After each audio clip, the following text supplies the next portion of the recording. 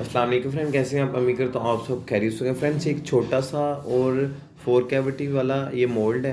अगर आप ये परचेज़ करना चाहते हैं, हमारे दिए गए नंबर को रब्ता कीजिएगा। इसकी आप वर्किंग चेक कीजिएगा, इसको ओपनिंग मेथड चेक कीजिएगा और कितनी छोटी सी डाई और कितनी खूबसूरत हमने ये तैयार की हुई है।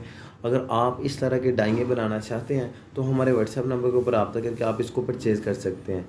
तो इसके क्वालिटी की वीडियो भी मैंने अपलोड कर दी है इसी चैनल के ऊपर, जो इनमें से माल निकल है, यानी कि इसको जो ऑपरेट करते हुए की।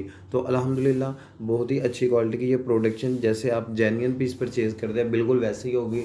लाट का जो माल आता है चाइना से आप इंपोर्ट करते हैं, ये अल्हम्दुलिल्लाह इंपोर्ट क्वालिटी की आपकी ये केबल तैयार होगी।